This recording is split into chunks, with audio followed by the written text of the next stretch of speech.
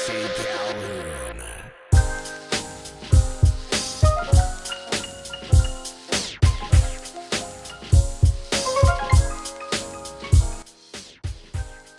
of my personal favorites on YouTube is Casey Neistat. Casey has built his career off of being a YouTuber, and although I appreciate his channel and the content that he puts out, he's a vlogger. So in the end, you don't walk away with anything except some entertainment. If you're a YouTube creator, making money off of what you do should be shunned. For a YouTuber to make a living off of what they're doing is something that they should be embarrassed of. And I don't agree with that at all. When I see other creators making a living, when I see Jake Paul buy a Lamborghini, I'm just like, fuck yeah, man, way to do it. At least with my channel and other channels like mine, you know, you're walking away with some type of knowledge at the end, rather than just entertainment purposes. Again, a lot of YouTubers out there that have a lot of links for different areas, and they're making money over here and making money over here and everywhere they can. So all I'm simply asking is, if you enjoy my content, if you like what I put out, then just contribute a little bit. A little bit from a lot of people goes a long way, and it actually motivates me to put out more content. I am quite humbled. Today is 8 months since I had 10,000 subscribers. About 11 more people, and I will have 20,000 subscribers in only 8 months. I'm again very humbled, and I'm kind of beside myself that amounts to about 1,200 subscribers a month. I appreciate it, every single one of those subscribers. I appreciate your support. I appreciate you watching my videos, as boring as I can be sometimes on my videos. I appreciate that you're coming to my channel, and that you're watching my videos, and hopefully you're learning something. You know, I started on YouTube, it'll be next month, it'll be 7 years exactly. There's a lot of tile people out there. I'm just one of them, and I'm sure that if you're subscribed to me, you're probably watching other people's channels too, and hopefully the whole idea is to extrapolate information. The whole idea is to figure out how you can do something on your own. It's for your information. It's so you can know what you don't know, and anything that you get as far as information from my channel is beneficial to you, then I've done my job. I've done what I'm supposed to do on YouTube. So I appreciate every single one of you. Thank you, thank you, thank you from the bottom of my heart. I'm just overwhelmed by having 20,000 subscribers, and I will continue on, and hopefully I'll double this number in the next year. I don't make money off of YouTube. One of the reasons that I have the Patreon account now is so that I can continue making videos and continue posting them and continue the information that I provide on my channel. That's why I have the Patreon account, which is linked below, so that you can hopefully support me in my endeavors to help you. And if it really honestly does help you and you've learned something from that, then, you know, donate a little bit and support. You know, information generally isn't free. For the most part, all the information that you see on YouTube is all 100% free, but it would be nice to have a little bit of financial support from you. Here is another little helpful hint on how to do curbs, and more specifically how to keep curbs waterproofed, and what type of curb that I use as opposed to some other people out there, and dispelling a couple of myths about curb buildup. So enjoy the video. I had posted a video, I think it is 2 years, I think it's 2 years now, about how to build a curb. In that video, there's a couple of things that I'm doing very slightly different than I do now. One of them is I raise my wallboard, and yes, wallboard goes on your outside of your curb, inside and outside of your curb. I raise my wallboard up about a 1/4 inch. Well, I'm not going to anchor it right now, but about a 1/4 inch, maybe about 1/2 inch off of my floor. In that video, I believe I set my wallboard straight to the floor, And because I'm a tiler, and tiler always want to fill in cracks with thin set, I filled this in. But I'm also red guarding the entire thing also, or at least I explained so on the video, that the entire curb is red guarded as well as the pan. Incrementally, I change the way that I do things over the course of time when I start coming up with better ideas and better ways of doing things. So specifically, not to get onto a diatribe here, just a little tricks about curbs. I use backer board on my curbs, and it doesn't matter if it's Durarock, Hardy board, Wonder board, whatever your backer board of choice is, you're going to wrap your curb. And in this case, I have the inside, I have the outside, and over here, I'm not anchoring this because I'm just trying to do a little demo of what the final product is going to look like, so you'll understand what point I'm trying to make in a roundabout way. So I'm capped off now with my backer board, and of course I do all my wall board first and everything before I set my curb. This is a bit premature, but for the purposes of time, I don't want to go through the whole process of setting this and then explaining it. I want you to see it, and I want you to understand some of the common sense and logic that goes into the way that I'm doing things. And if you don't appreciate my common sense and logic, I don't know what to tell you. Well, think like water. When I get phone calls or emails and people are asking me questions about my method compared to another method, and I say to them, simply think like water. If you're thinking like water, if I'm water, how can I possibly get in to this material? Do that which minimizes or just, like makes it impossible for water to get in. And this is what I've come up with over the years. When I do my curb, as a lot of people make mention on that video and other videos, you're perforating your pan liner. So the pan liner is wrapping over the curb. That protects the wood that's underneath here. And when you puncture it, either with a nail or a screw, and in my case I use screws, when you puncture it, then you're kind of negating the whole process of doing that which you've done, which is kind of waterproofing the curb, because now you have points of ingress for moisture and or water to get into. The reason I disagree with puncturing into your liner, let me explain. When you puncture into your liner, it's, as I said, a couple of screws here, a couple here, a couple here. If water gets into a grout line, which I'm trying to preclude anyway because of my contiguous curb tops, that 90% of the time I'm able to put on my customer's curb, water can't get into the curb top. Therefore, it's a moot issue at that point. But even if that were the case, even if you had a couple of grout lines, 4 or 5 grout lines going on, and water happened to get into the grout line and happen to seep up under the wall board, it would still need to find its way over to the screw head that has already been buttered. It would still need to get through that thin set and into the screw head and force its way into the pan liner that's perforated at that point. But having said that, it can't, because if you watch my other video, I talk about buttering your curb, right? So all 3 of these pieces are intact, they're all screwed in, and now I'm buttering the whole curb. Not only the screw heads get buttered, but all the seams. Everywhere there's a seam, the whole thing gets buttered like a cake. So with thin set on there, it still has to get past the thin set. And then, as a third measure, I'm waterproofing the whole thing with at least 3 coats of Red Guard. You could use Aqua Defense, Hydroban. There's a lot of products out there that will ensure that your curb is 100% waterproof, so that if water should get through your material on the surface, it can't get through material at the subsurface. It's just impossible. Water could penetrate down maybe between a grout line, and then it's just stopped. It's not going anywhere. It will evaporate eventually. Worst case scenario, it might stagnate. Some water might stagnate underneath, but that's the worst case scenario. You get fixated on an idea that don't perforate this material that you're trying to protect the curb with. And yes, I'm still trying to protect the curb, which is why I still wrap it. But a couple of screws here and there is not going to hurt it, especially with the design that I've come up with, waterproofing the whole thing. In opposition to that, there's people that I still get constantly that are saying, why don't you build your curb out of brick? Why don't you build your curb out of concrete? Like a real curb that you would park up against in a parking lot, a curb, right? Here's the issue I have with this.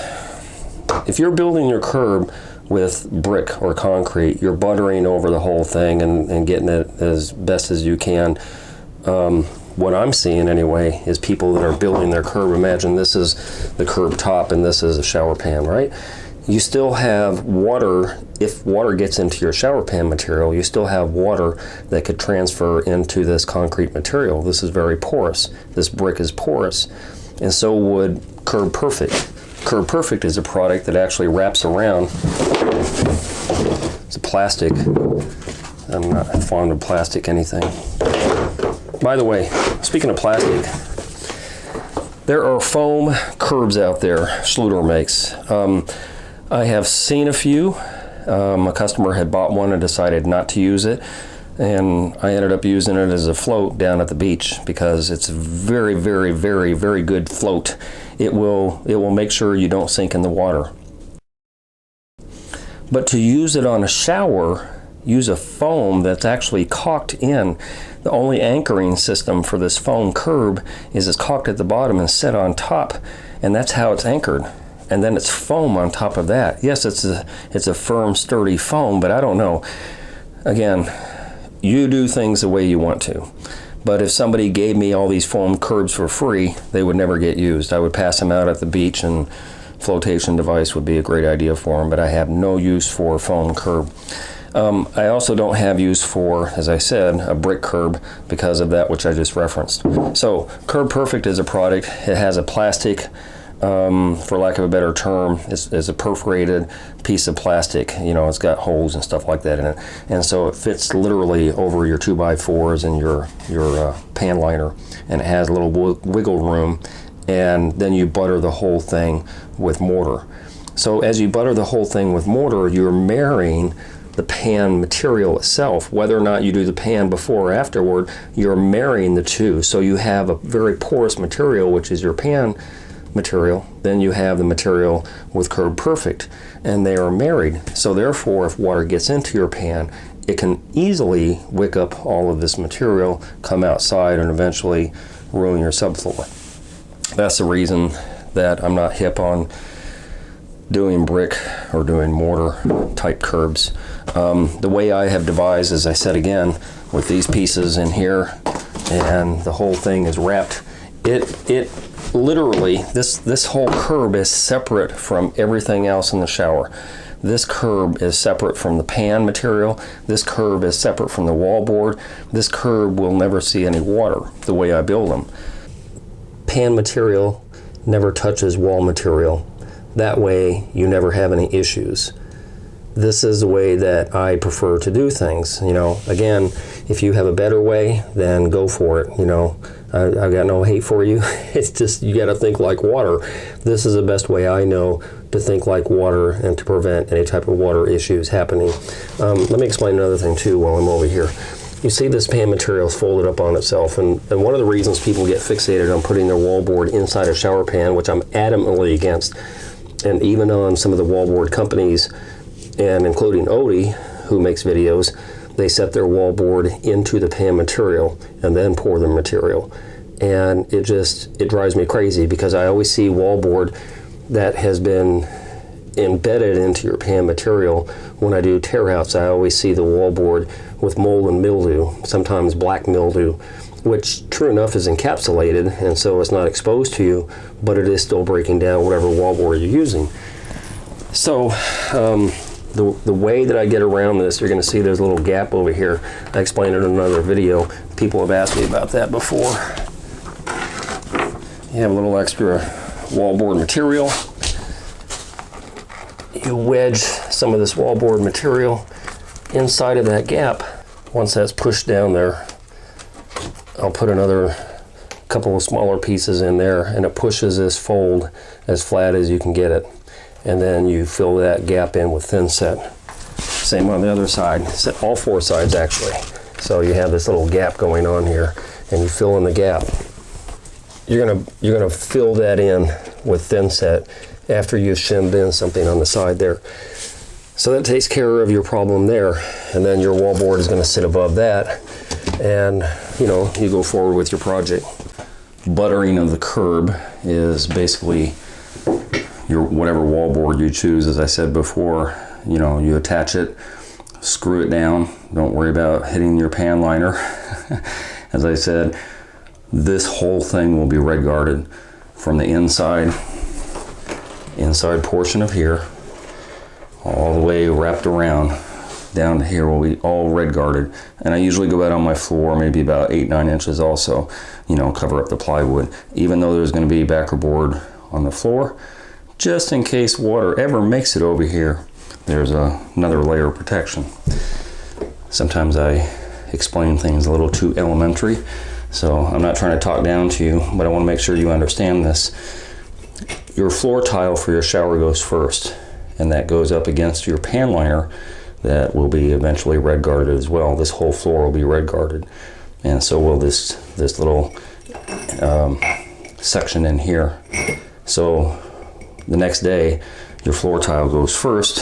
After that dries and is all grouted first, then your wall tile goes on and overlaps that. So it's impossible for water to ever come into your curb. There's no ingress of moisture that could possibly get into your curb, because the whole thing is off of your floor and your curb doesn't touch, never meets. Plus the whole thing is waterproofed. So it just makes it foolproof to the point where if you build a curb like this, and this is always the Achilles heel of a shower. Anytime I do a tear out, I'm finding fault in the curb, knee wall, benches, things like that. The separation of the curb from the rest of the shower makes this foolproof. If you do it like this, you'll never have an issue. In opposition to that, if this was a concrete curb, the concrete somehow or another needs to make contact with your floor material. And because of that, if your floor material ever gets wet, that wicking can occur. That's why I don't do concrete curbs. All right, in the last little portion of this video on the way I build a curb, your 2x4s go on. 2x4s get wrapped with the pan liner. The pan liner gets backer board on top of it, on the inside and the outside, and it's raised on the inside about 1/4 inch or so. It really depends on the thickness of your tile, so that there's no contact between your floor and your curb. 100% no way that water could ever get into this curb area. It's just impossible. You know, water could possibly get through the tile or through the grout lines, or, you know, a lot of different things could happen to the surface, but the surface of the curb, because it's waterproofed, can't see any water. And then your tile goes on. As I said, you slide it up under that little gap that you made. It all gets grouted when the floor is done, and this tile overlaps that with a little spacing in between. And you have positive water flow going down your tile onto your floor and to your drain. And so this is the way that I prefer to do my curbs. So another thing I'm going to talk about really quick, and then I'm going to end the video. A lot of people have asked me through the last year or so, DIYers, where your pan material, your mortar mix hits your pan liner back here. That pan liner is exposed, and they're asking me, should I run a bead of caulking along that seam? If you can see, it's clear that I have saturated that whole area. In fact, there's pink red guard right there because it's still drying. I've saturated that whole area with red guard. Therefore, it's a redundancy. Red guard is very pliable. It's like rubber when it dries and, you know, stretches and all that stuff. So once the red guard is inside of that seam, that's kind of like having caulking in there. Could you run a bead of silicone in there because you're paranoid that you haven't done your waterproofing right? Yes, you could. And so that answers that question. Yes, you can run a bead of caulking along there. It doesn't hurt anything. I don't know that it helps anything, but it doesn't hurt anything. Again, the way your tile is going to set on your floor, the whole thing gets grouted. Grout gets pushed back there, back in that area, and then your wall tile comes up like that.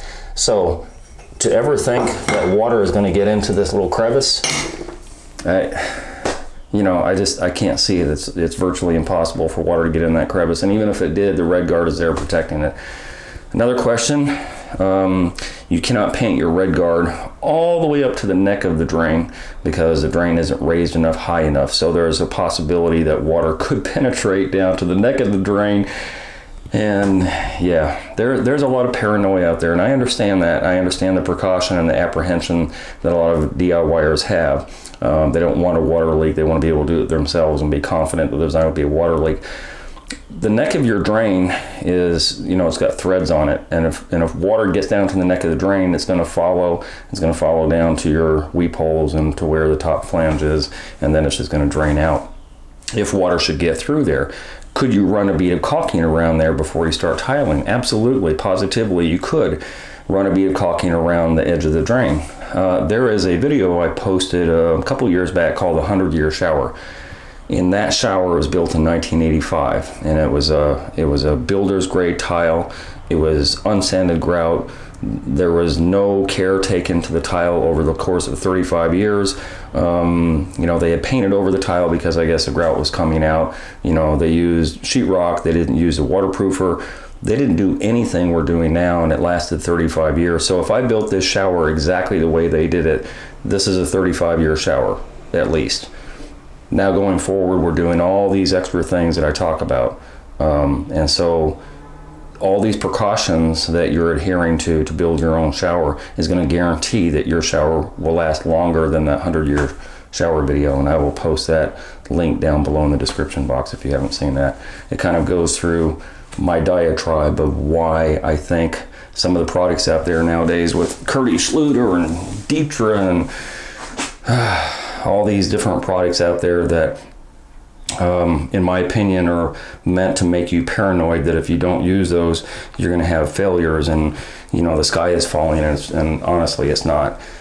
Again, building the shower the way the builder did, you will not outlive the shower, okay, 35 years going forward, unless you're 20 or 30 years old. I received a couple of packages today that I did not order. Sometimes people send me things on my channel for whatever reason they have. Usually it's to review an item. This apparently is not a review. This apparently is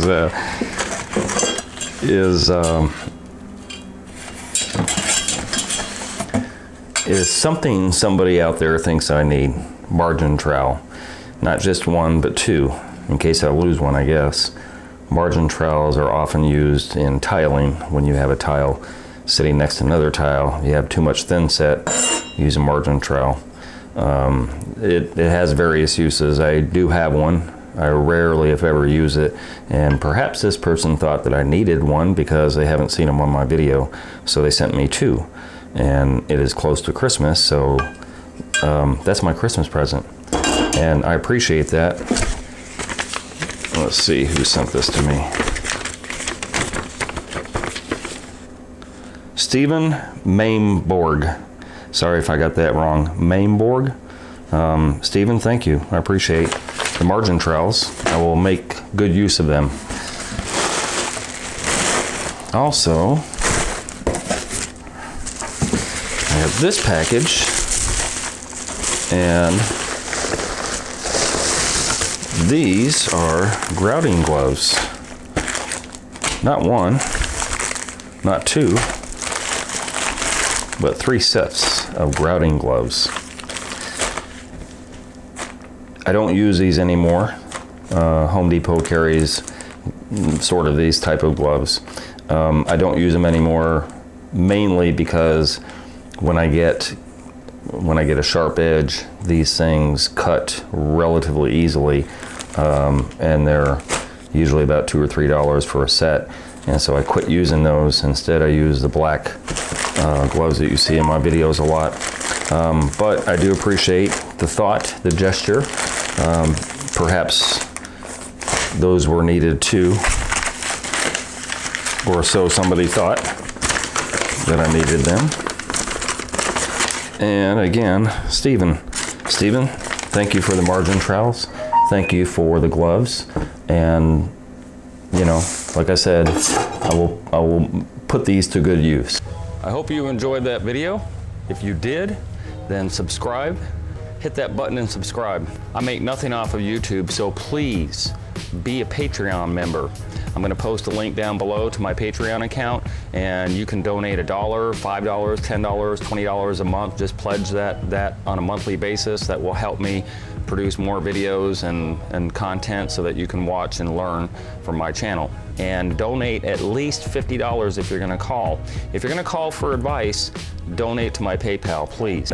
Donate first, and then feel free to call me or email me for advice. Otherwise, business calls only, please.